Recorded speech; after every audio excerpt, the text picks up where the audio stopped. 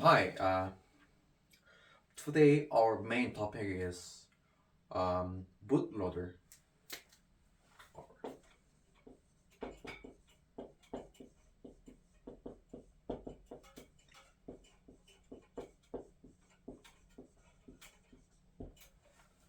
So to understand what is bootloader, you have to understand why we came from bootloader. Actually, when trying to make an operating system, you're able to find some of the resources like blog or YouTube, and it typically says that we have to write bootloader first. But the question is, why we have to build bootloader? I thought we just have to make an operating system, right? But the thing is that writing a bootloader is actually the first part, even before you even begin to write an operating system. Let me try to describe more about this. You have a laptop, right? Either you have a laptop and you just press the power of it. And you wait for 2 seconds or 3 seconds or more, and you are able to see your user for profile and password input field. But isn't that weird that we just turn on this and there's operating system, right? So we turn on and there is an operating system. It sounds like 2 steps, right? But and this sounds really kind of magic. I just pressed on operating system and it just happens, right? It just happens. And but you know the thing, this is actually computer science. It's part of science. You have to understand what is happening under the hood. What is happening in this simple step.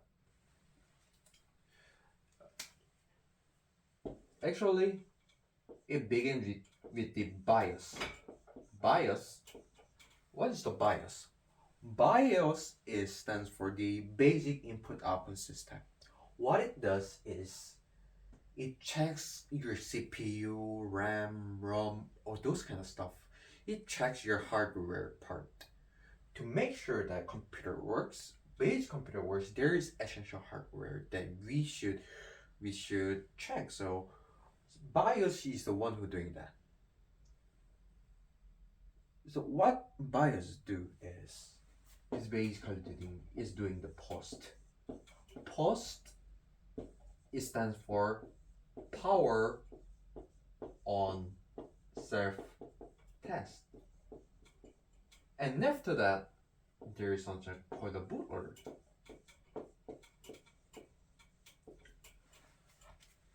Yes, after the bootloader is the OS, operating system.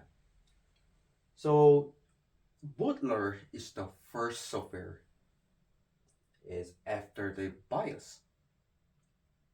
So what does bootloader do? Bootloader is the one who boosts the computer, and most important part is that it finds your operating system kernel image and it sends to the RAM and make it executed. So that is how the bootloader works. No, that is how that is how bootloader is. So that's kind of brief explains of bootloader. But you have to understand that when you're trying to write the code or write some kind of specific feature inside your Linux or Mac OS, operating system is the one who handles the memory. But when trying to write a bootloader, there's no concept of operating system. Why? Because bootloader is the software before even operating system start. So bootloader is the code directly interacts with the hardware. So when you're trying to write bootloader, we have to care about those kind of register thing and those kind of specific memory address. But let me simplify for you.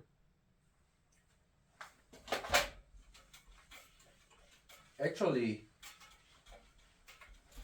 we have to understand where we store in the bootloader. Typically, we store bootloader in the hard disk. So hard disk, it sounds very abstract, right? I'm just gonna try to explain you with my drawing. Hard disk,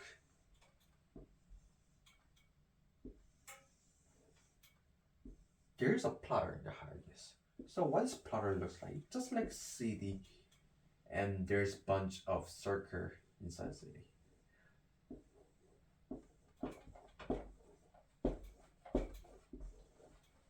And these are core arm, and this is the head of it. Okay, let me try to elaborate more about this. So that is the whole of it, and these are track, and inside this track, this part is called sector.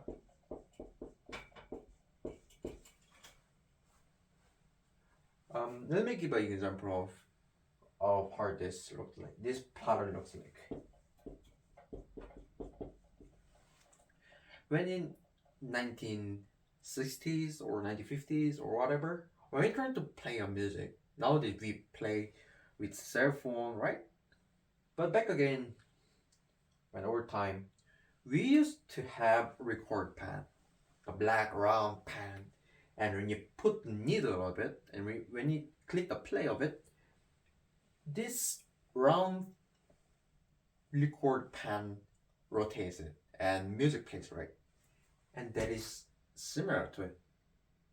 There's a head, and it finds the words, the sector of it, and it executes it.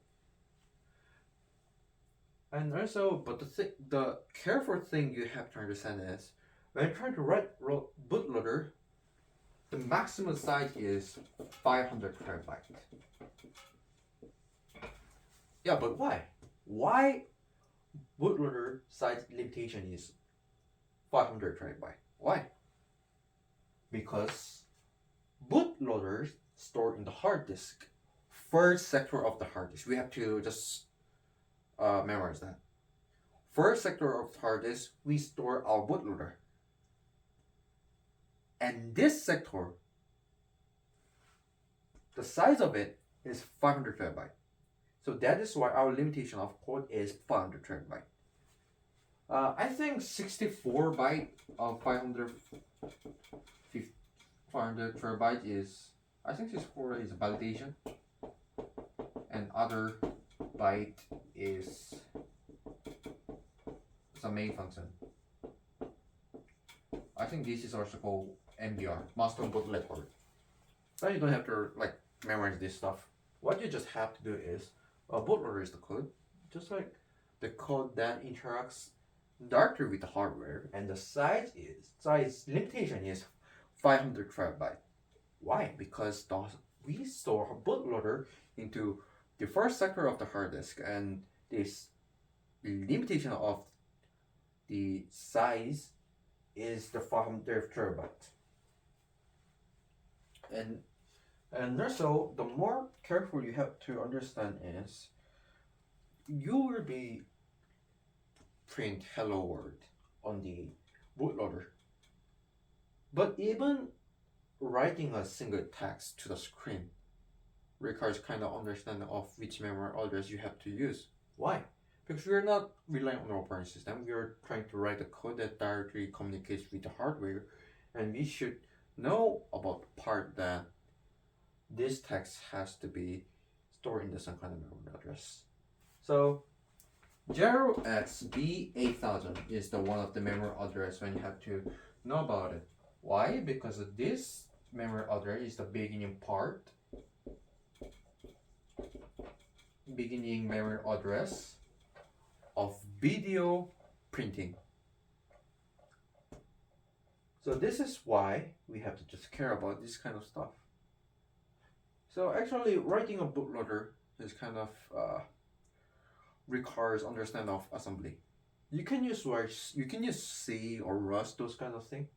Actually, if you're using like high level language like Rust, you'll be able to use like boot image, like library thing. But if you want to write the bootloader from the scratch, you can use assembly. Okay, it's simple. So that is how it goes. And after bootloader is gonna be your OS kernel. So this is it. Hope you guys like it, and see you next time.